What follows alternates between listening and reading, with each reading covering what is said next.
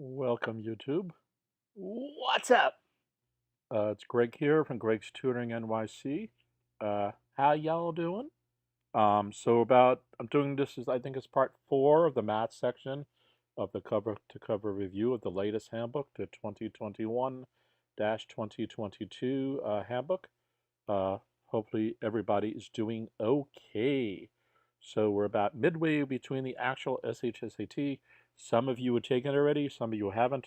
My schedule is completely packed up this year, so I'm just trying to get these in as I can. Some of you have taken the exam, so I hope you guys did fine with that. Some of you haven't. Plus, this will be legacy streams for future years as well. All right, so the last time I did this, my machine was not too good and it was cutting off and so on. And I think I ended up doing 3 streams in the same day because it was freaking out. And then the last one, it cut off at the end by itself. I think that was YouTube actually, but in any event, we were up to this problem number 78 here. And let me reread it, I guess. So some words, a word problem, in a sample of 10 cards, 4 are red and 6 are blue. So I wrote that down over here. And if 2 cards are selected at random, one at a time without replacement, what is the probability that both cards are not blue? So another way to say this, if it's not blue, then we can kind of cross that out. And another way to say it is, what is the probability that both cards are red? Okay, so I'm just going to put an R there. Okay, and I had actually started the problem side of there. So if there's four red and 6 blue, the first card, right, this is going to be the first one then. The probability is 4 out of 10 cards. Okay, there is not replacement without replacement. So the next time you do this, there's only going to be 9 cards left. Okay, so we're going to have to use a denominator of 9, not something else. And since we took one of the reds already, this 4 over here goes down to 3. So it's at this point where we're talking about 3 out of 9 is the possibility. Okay, and then what we have is 2 possibilities, 4 out of 10 and 3 out of 9. That and operation is multiplication. So we're going to multiply these 2 together. Okay, you can get 12 over 90. You could also map this into 1/3. 3 ninths is the same as 1/3. And 4/10 becomes 2/5.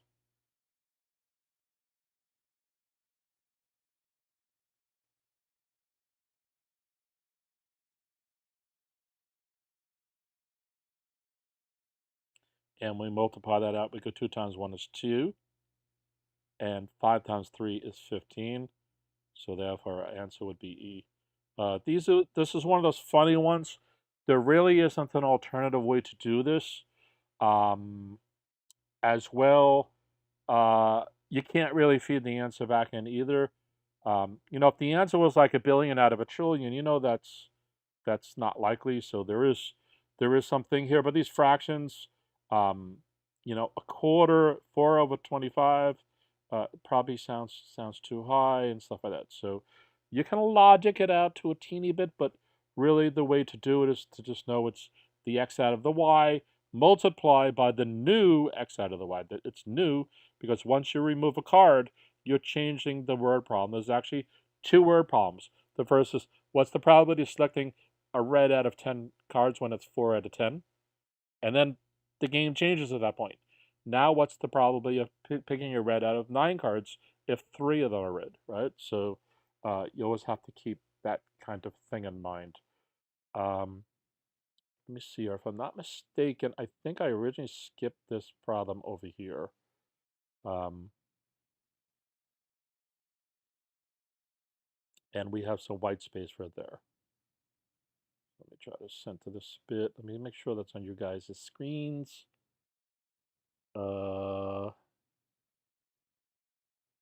Yeah, it seems to be. So in Centerville, 45% of the 45% of the population is female, 60% commutes to work.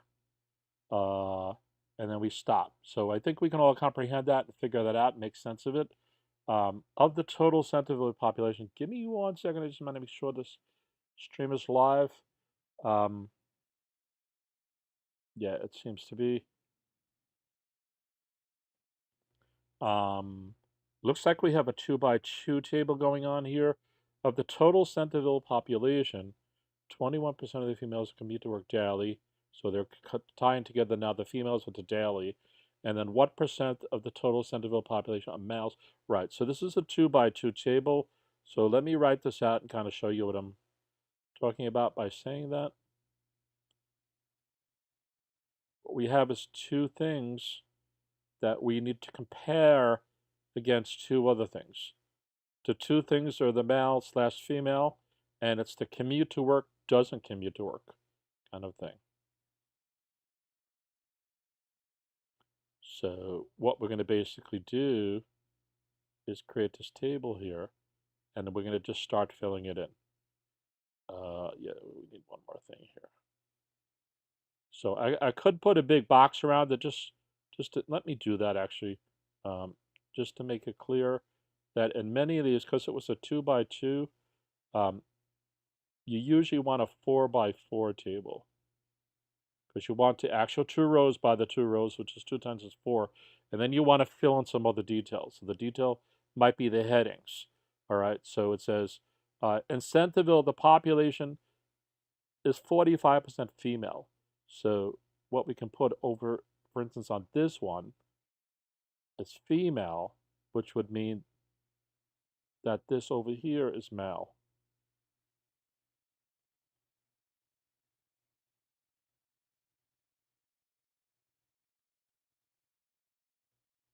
Okay, what we want to do is skip down to the bottoms. We normally use this row here and this row over here for totals, okay?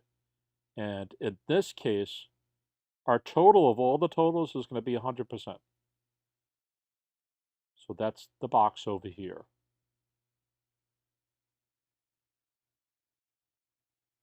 And you have to kind of do a few of these to kind of see the knack for it, if you will. And then we also know we have people who commute to work. So I'm just going to put C there, commute, which means there's also people who don't commute. So I can put DC for don't commute. And once we get this set up like this, and it doesn't have to be exactly like this. In fact, the male, female can be on the left-hand side, and the commute, doesn't commute can be on the top. We don't need the total line in every single scenario of this kind of case like this. And the total doesn't always have to be 100. You could be dealing with 50%, depending on what the word problem is or whatever. So let's just try to start filling this in so you can kind of get an idea of what the heck I'm even kind of talking about here. So let's go through it again. In Centerville, 45% of the population is female. So this is 45% right here. So you can start filling in information as you go along. Because as you can see, the word problem does not give us what percent of the population is male. But you should be able to see if this was 100 and that's 45, that male is 55. And you can start plugging that in if you want to. The other way is just to read through the word problem and fill in what they tell you, and then go back and fill in everything else, okay? And depending on the word problem, sometimes you do not need to fill in every box here. But I like to do it for consistency, because the totals will all add up. And if they don't, you may have done a goof up. I'm less worried about that I read the problem wrong, that I'm just doing plain old arithmetic properly, okay? So 45% is female, 60% commute to work daily. And if you notice, I'm using the numbers all the way at the end over here.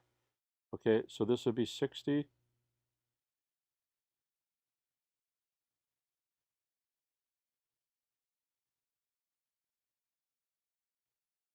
Okay. And then of the total population, 20% are females who commute to work. So that's C, so that would go here. All right, so there's kind of two levels so far we're doing. First is just setting up the table. Second is adding the numbers into the right places. Okay, so when they give the totals, again, put them in the last columns or the bottom column, if you will. Again, those columns are up to me. I'm choosing that. You could put it in the middle if you want, just as long as you stay consistent as you're trying to solve these problems. So the usual thing for me personally is to put those totals at the bottom and on the right-hand side, okay? And to just choose randomly. Sometimes there's better ones that you should put on the top, like the F and the M, and sometimes you put on the side. But in this case, it really actually doesn't matter which goes which where, okay? So let's just give it another read, make sure we filled out the boxes right. In Centerville, 45% of the population is female. I got that. 60% commute to work daily. I got that. Of the total population, 20% are females who commute to work daily. I got that. What is the percentage of males who do not commute to work? So they're looking for this right here. Let me change the color. And I'll just try to like outline in the box. So when we fill in the number, we'll know what it is, okay? And so let's just start filling things in. If 21% is female who commute, and the total of that commute is 60%, then this must be 39.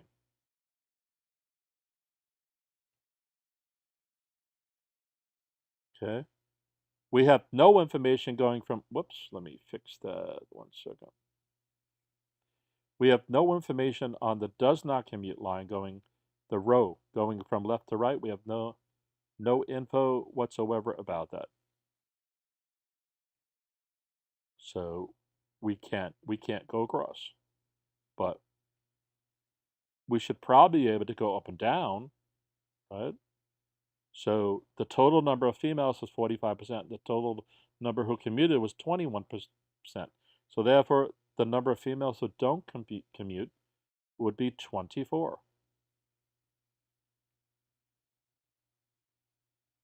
Okay, so again, you can fill these in as you're doing the word problem for the ones that make sense, or you can wait until the end. I don't really see an advantage or a disadvantage of doing either way. And then if 45% of the population is female, then 55% must be male.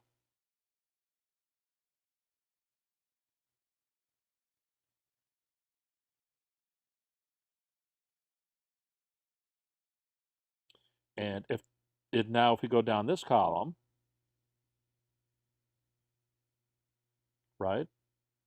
If 29% who commute are male, and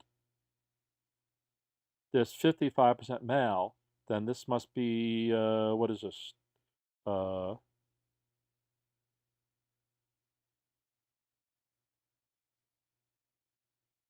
that 16, 30, 20, 30, no, 26, I guess?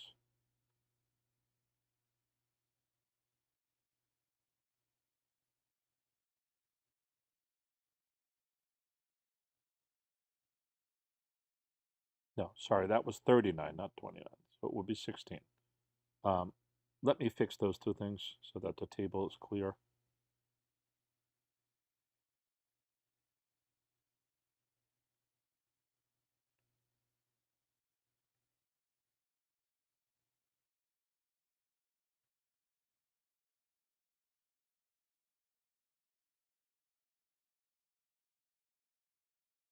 And that means this column right here will be 30, it'll be 40. So now all totals should match.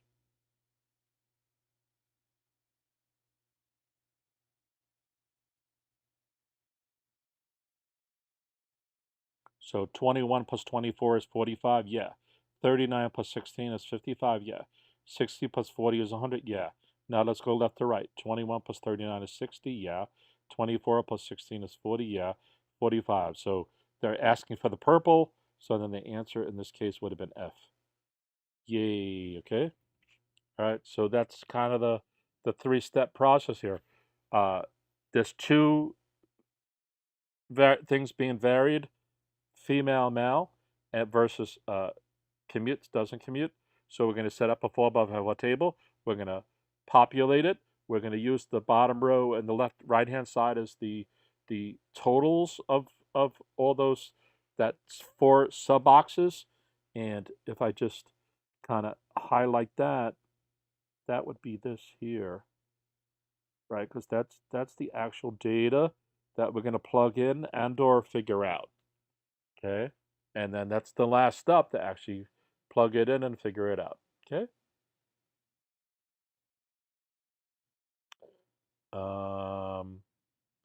And by the way, I'm going to go about half an hour. If you're catching on a replay, you can pause and try to solve these yourself. Okay. If not, whoops.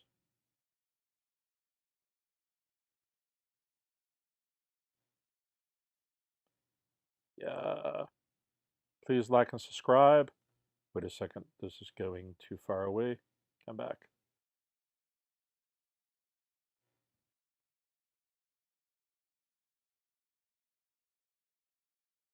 So this is kind of a unit conversion problem. These are classic kind of things that happen on the SHAT.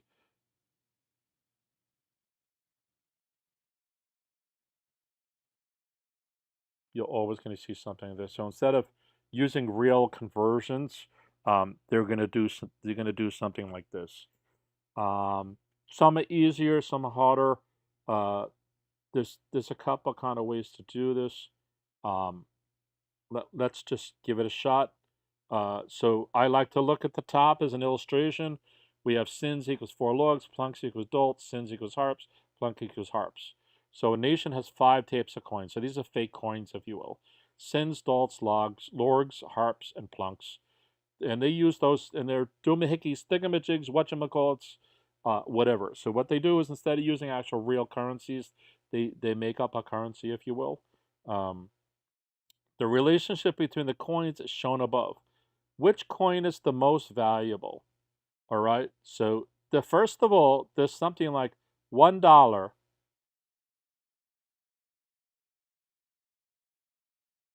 Just to try to kind of set a goal, if you will.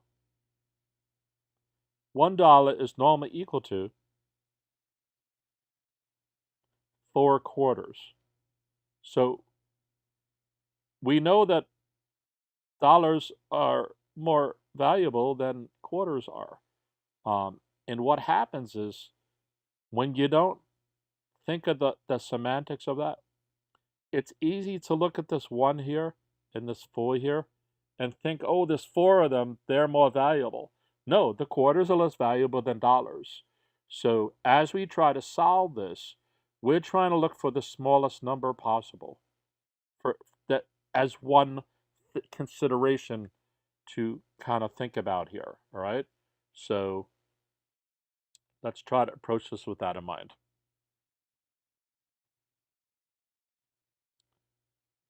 So if we just take the first line by itself, we can conclude that sins have more value than lorgs because one of them is equal to 4 of the least value things. Okay. So far, sins are the most valuable thing. Okay. So let's look for any other choices of sins here, and we come to this line here. Okay. So this says 5 sins is equal to 2 harps.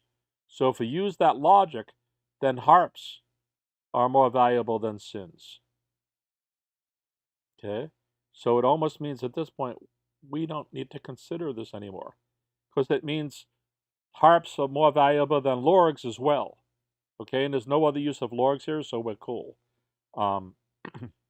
So now, since harps are more valuable than sins, we're going to look for another line, and we find 1 plunk is more valuable than a harp is.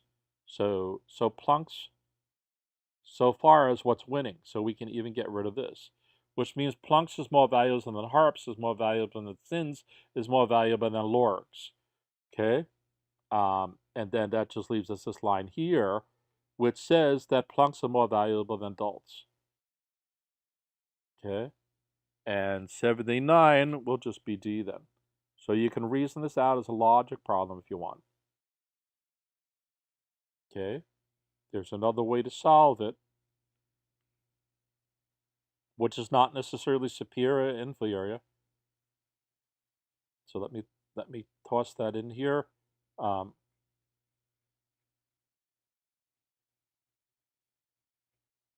Which is to try to basically build a giant ratio out of all these.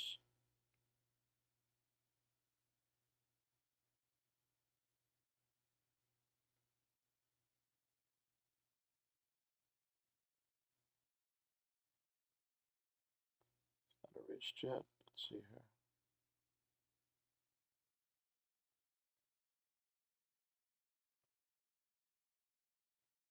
Come on, they erased already. There we go. So what I want to try to kind of do is line up some of these units, and it's semi-arbitrary, and sometimes stuff leaps out at you. Nothing strongly leaps out at me, especially after having solved it the other way. So what I'm going to just try to do is line these up. So if there's 5 sins here, that means if I make this 5 sins,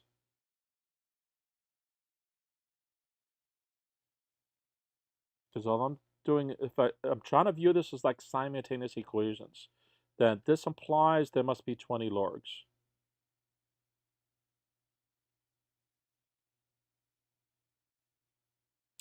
And let me just make sure that's showing you guys' screens. Yeah, it is, okay. Nothing else uses logs. So if 5 cents is 2 harps, what I need to now do, though, is compare the harps. So I have 2 harps and 3 harps. And at this point, I kind of want to shoot for like the lowest common multiple of both of them. So that would kind of give us 6, right? So it means I'm going to multiply this by 3 and the bottom one by 2. So if I multiply the bottom one by 2, I'm going to get 6 harps here and 2 plunks there. And because I want to metabolize this as 6 harps, I'm going to multiply this. So let me put over here that I multiplied that by 2.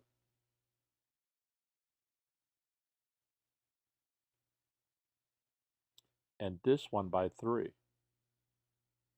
And yes, I think I actually just said this one.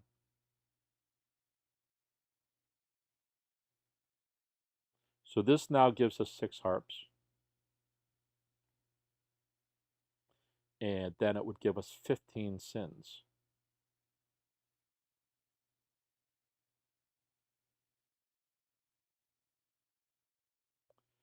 Okay, but we already changed sins from earlier. So to make the top one 15,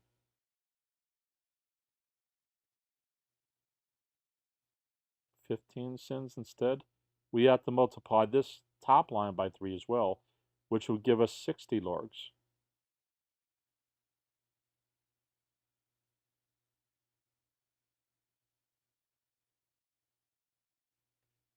Okay, and it turns out that this 2 here ties into that 2, so we're done. So if we were to relate all these together, in other words, if we had, let's see, send is to log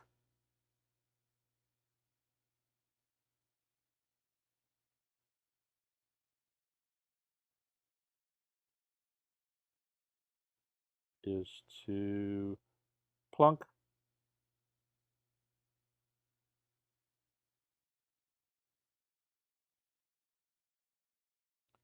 is to, what do we have here, adults?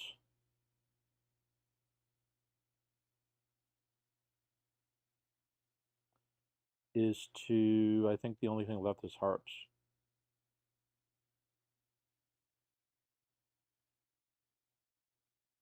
What we have to do is fill in those numbers now. We have two because we ended up getting rid of that. Just replaced it. So SIND is 15.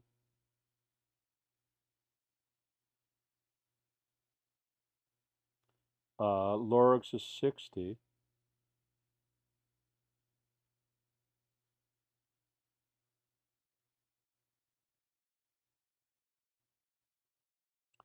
Plunks is what, 2?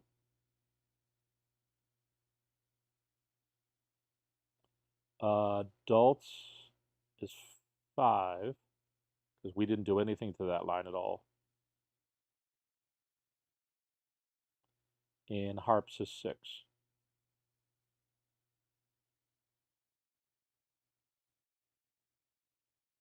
And we can put the colons into all these as well if we want.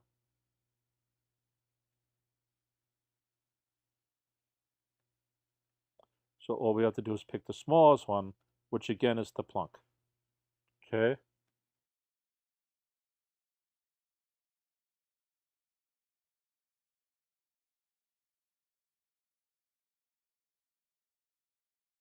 Okay, this one just immediately ugly numbers start flying out at me. So it's a word problem with ugly numbers. So that's never good. The faculty of a certain four-year college contains 179 teachers. There are 663 first-year students. So first year out of 4 years. So it's basically 25% of the years. We don't know where they're going with that. So we have a 4-year college with 179 teachers. We have the first year has a total of 663 students. Awesome. The student to faculty ratio for the entire college is 15 to 1. Okay, what is the total number of second, third, and fourth year students? So the total number, it's not asking for each year, there's only one answer here. So we have to say what is the second year plus the third year plus the fourth year number of students. Another way to look at this is all the students minus the first year will give us the other one, right? So if there's 179 teachers and the student to faculty ratio is 15, it seems we need to divide 15 into 179. And this way we can find out how many students each teacher is working with.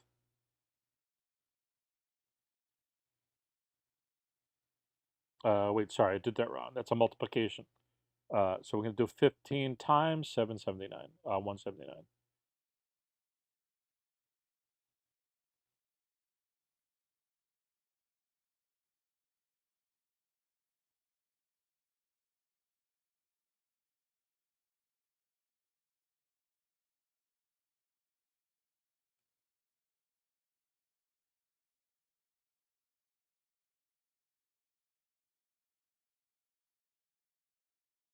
And once we get that total, right, if 179 teachers work in a ratio of 15 to 1, once we get that total, we can subtract the first year students from it.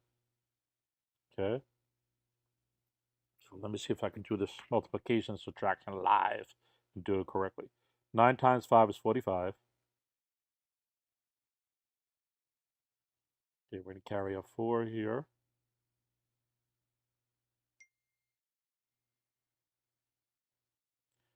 7 times 5 is 35, plus the 4 is 39.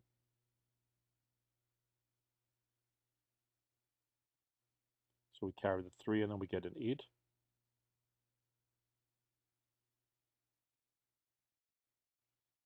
Okay, and then it's 15, so this becomes 9. That becomes 7.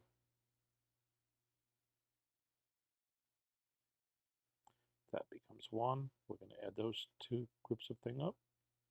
And before I do that, let me just make sure that 895 is right. 9 times 5 is 45, carry the 4, 35, 39, 3, 8. Yep, okay. So we get 5.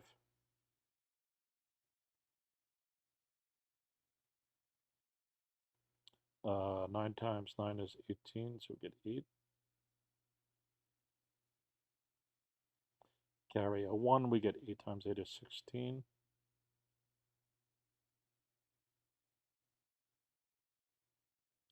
and then we end up with 2.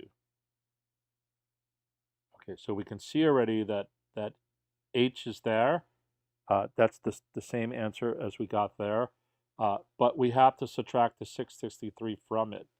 So already we know that the answer cannot be E or cannot be H or G. Okay, if we did the numbers right. And if we subtract off from there the 663,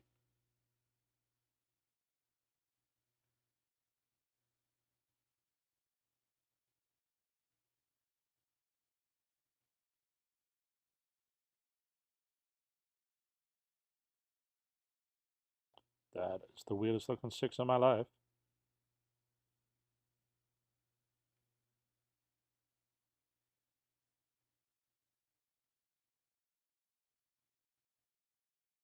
So 5 minus 3 is 2.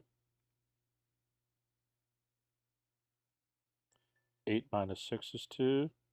6 minus 6 is 0. We get 2022, which is F.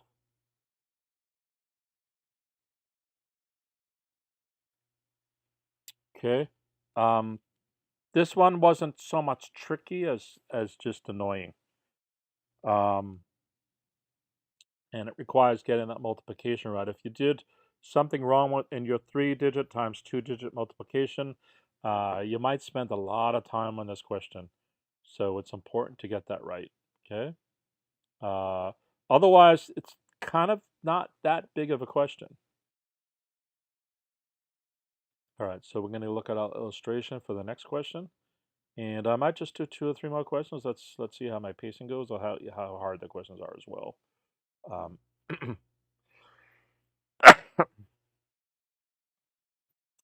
So we have this pie chart, almost 50%, which is 49 drive alone, 10% bus, 22% walk, 15 carpool, and 4% bicycle. How people get to work in city center. Yay. Okay, there's a total number of people working in here. It's 15,000. Remember this, it's not part of the words below. So you have to sometimes grok it out of there. How many more people in city center walk, so this walking, than ride their bicycles to work? So one way to do is figure out what 22% of 15,000 is and what 4% of 15,000 is. We could also take these two numbers here and do 22 minus 4 and get 18.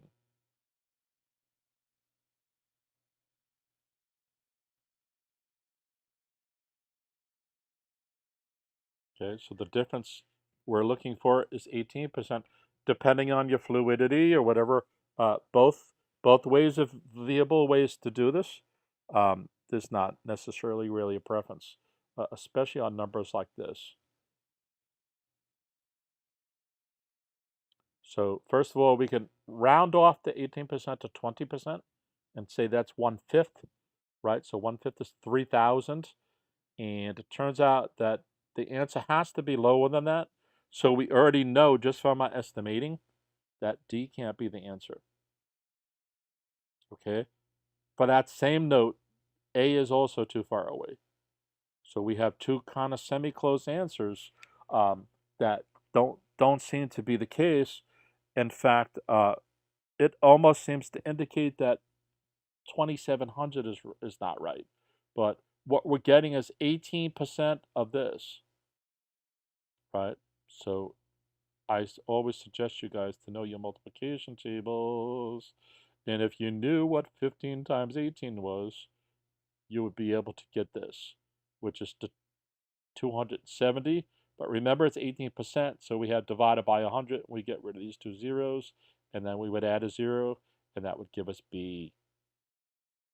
Okay? If you don't know your multiplication table up to 20 times 20, and you didn't know 15 times 18, which is the same as 18 times 15, was that, you can compute it on the side, obviously.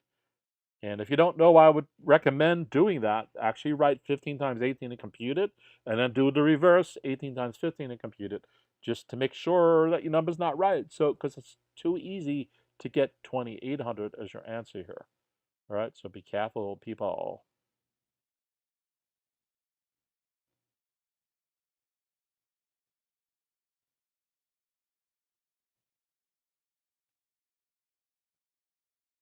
And again, for the previous one, you could have done 22%, and you could have done 4%, and then you could have subtracted those two numbers. The answer will still be the same. So that's your alternate thing. And probably you should be doing that, because a lot of these, remember, they're solvable in a minute. And if you do that, you should still have extra time to do double checking. So, and if you double check on the spot, you don't need to come back to an example.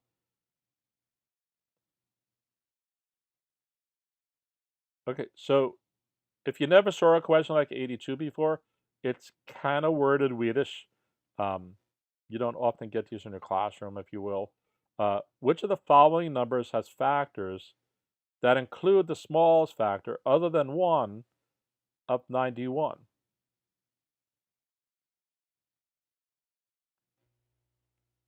So this is really testing your division by rules. Let me just make sure we're live. Give me 1 second here. Yep, excellent condition. All right.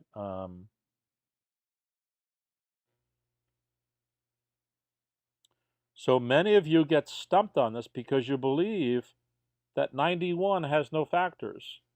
There's a few numbers you guys think where that's the case. 51 is one of those, 57 is another, and 91 is another one of those as well, that you guys don't realize that it's divisible. So you're just basically going to run through this and see which numbers are factors. So we have 1 and 91. So it's asking for something other than that, that also turns out to be factors for the numbers and the answer choices here. Now, you could use those as a guide as well. That could be a larger rabbit hole than this, or you could zoom through this quickly. 2, no. 3, no. Right? 4, no. 5, no. 6, no. 7, yes. 7 actually goes into 91. If we divide 7 into 91 here, 7 goes into 9 one time. There's 2 left over, right? And 7 goes into 21 3 times. So it turns out that that's the other factor pair. 7 and 13 are the other positive factors of 91. Whole number factors, that is, okay? So all we have to do now is go through here. 7 and 13 out of 30, nope. 7 and 13 out of 35, yeah, that's it. And just to be sure, 7 out of 13 from 39, yeah. There's 13 here, right, for 39, but it's the problem asks the smallest. So we're looking for 7 then. Is really, we're not even really even considering the 13. The smallest factor that was there was 7. So 44, no. Okay, so 82 is definitely F. No question about it.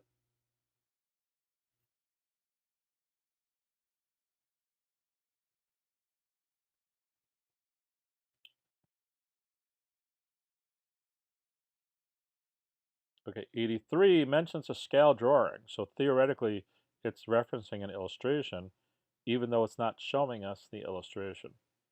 Okay. So in a scale drawing, a triangular banner, so if we will, we're going to draw it ourselves. It's normally something like that.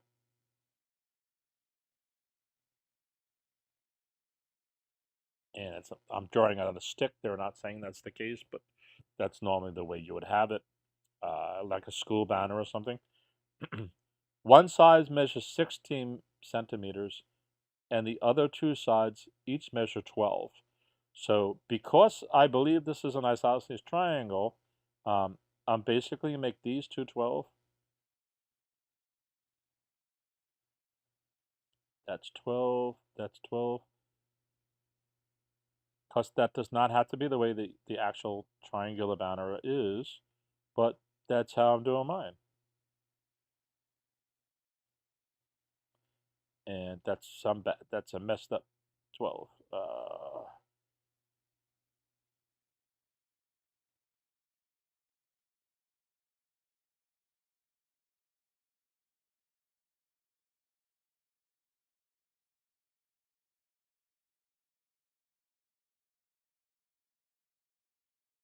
And then it's telling us the other leg will be 16. So I will do that on the side that runs along my stick. Okay. On the actual banner, so this is a scale drawing. Okay. On the actual banner, these sides each measure 36 feet.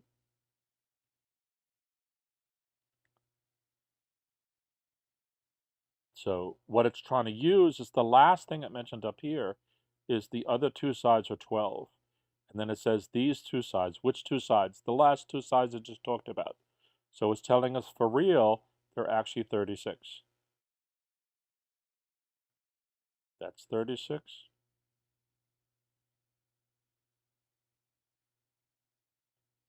And therefore, then that's also 36.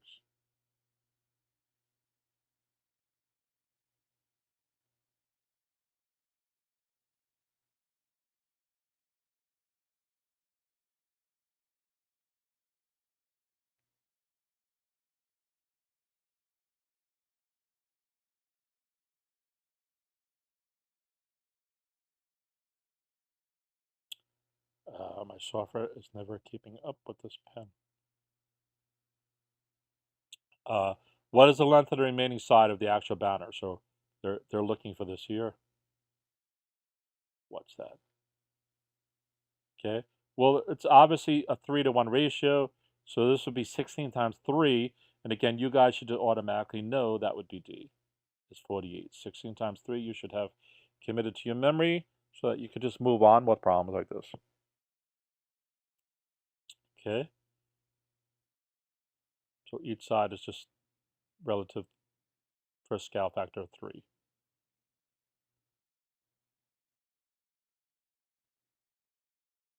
Okay, we have 84. We have an illustration, the number of scores on a math quiz.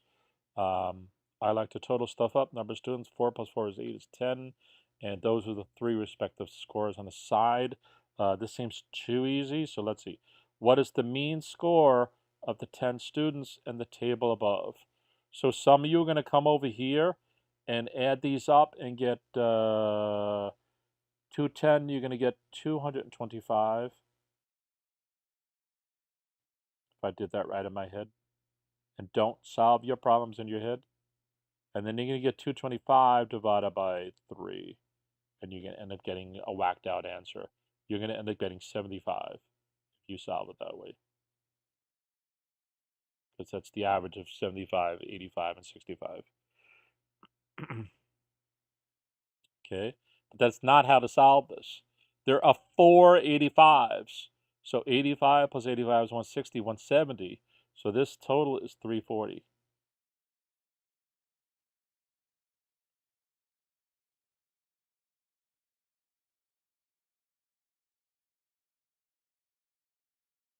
Okay? 85 times 4 is 340.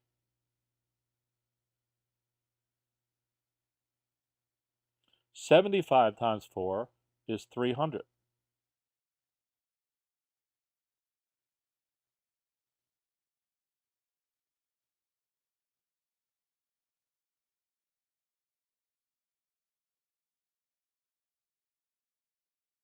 And then 65 times 2 is 130.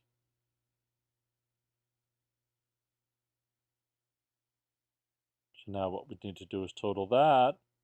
And this was kind of handy because we can write it along the side there. And this is the, on test day, you guys can be able to do that too. All right, so we're going to total those. So 0 plus 0 plus 0 is 0. 4 plus 0 plus 3 is 7. And 3 plus 3 plus 3 is 7. Okay, so now we have 770 divided by 10. This is 10 students.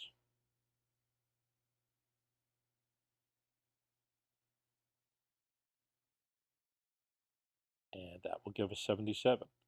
So that's the actual answer. It's G. Okay, so be careful here. Be careful. And again, this is another one where it's tough to actually check your answer just due to the nature of the question. That's this 4 would be one a lot of kids would get wrong, and not even realize they got it wrong. Okay, 85 is another one that a lot of my students just keep getting perplexed on. And I guess it's between the wording and the symbols.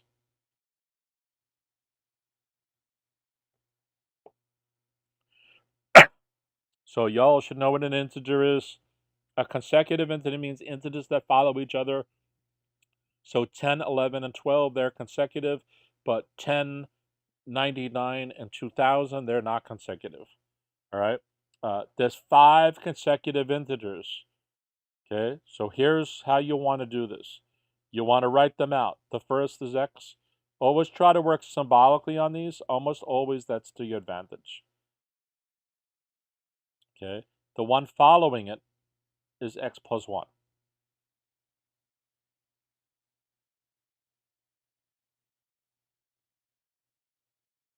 Okay, the one following that is obviously x plus 2. Give this a second, so I want to make sure I write this neatly. My handwriting is atrocious, and this pen tablet software is not the best in the world, especially on a Macintosh.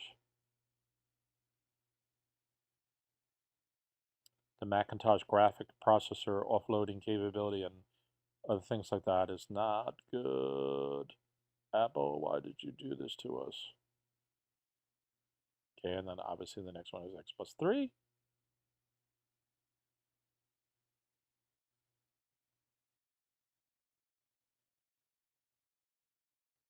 And then finally,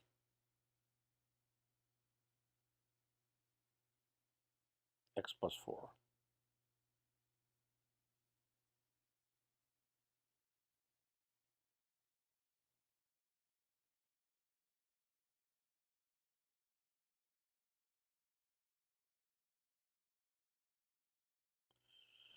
Okay, it's telling us the least of these is L.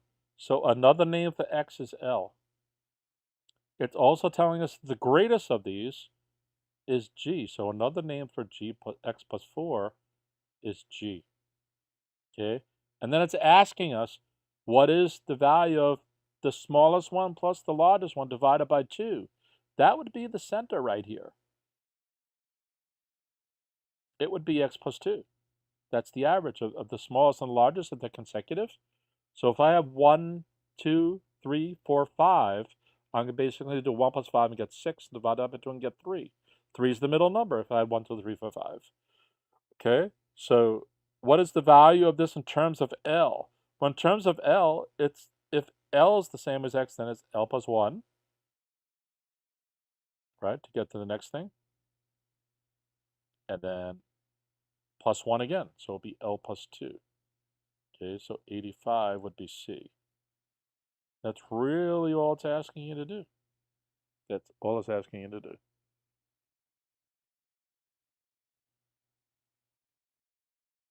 All right, let's see. I have to go back to the front of this. This is going to take a second.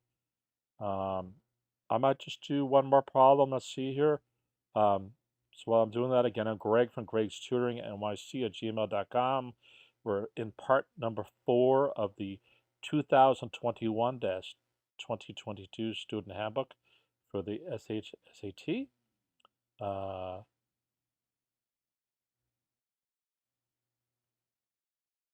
Why is it only showing blank pages here? All right, here we go. If you guys have any questions or you need tutoring, please email me at GregsTutoringNYC at gmail.com. Please like, please subscribe, please share. If you have any comments as well, you can put them in the comments below the video. Hope you guys are enjoying this. Hopefully this is helpful. Pass the word.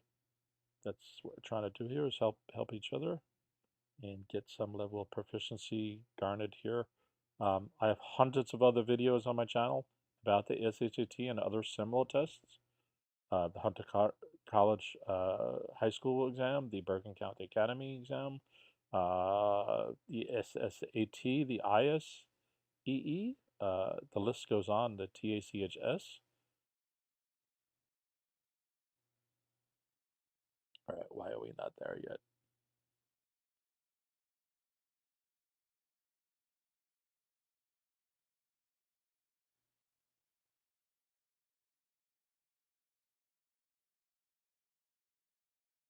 And if you're enjoying this stream, please please like and subscribe.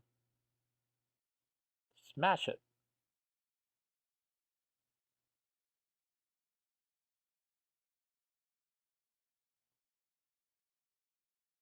All right, this is taken into perpetuity. I'm not sure what's going on here.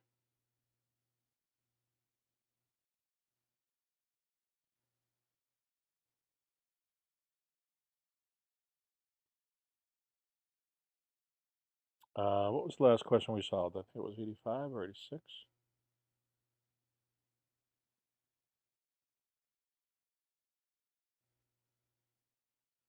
How am I doing on time? Yeah, I might do one more problem. Or at least I have a student at 4, so that they connect. I'm going to disconnect.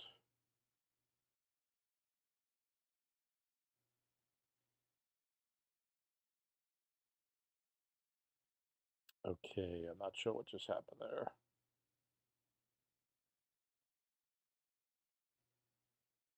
Come back.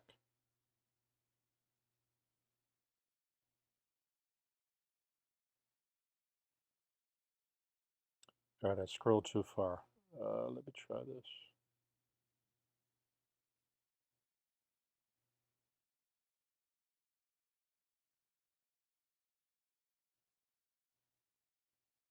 Oh man, this is nightmarish. All right, it sent me back to the right-hand side of the line again.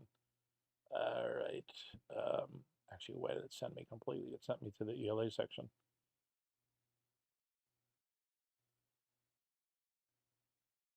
All right, let's see how fast we can get there.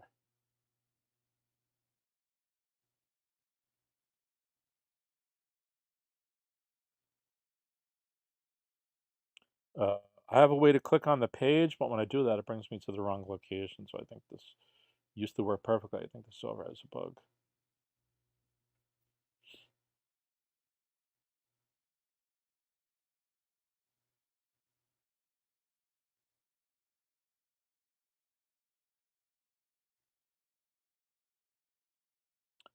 Ah.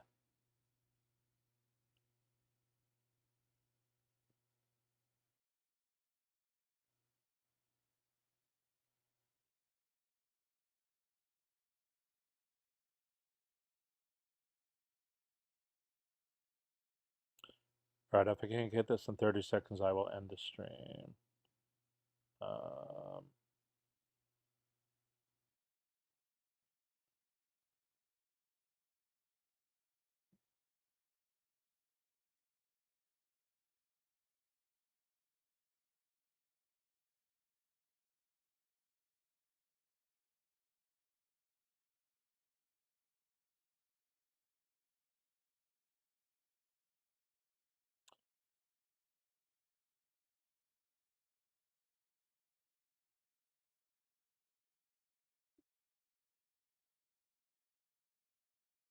All right, I wasted y'all's time. All right, peace out. I'll do another part 5, part 6, part 7, part 8. We'll just keep pumping up there. All right. Have a great day, everybody. Yeah.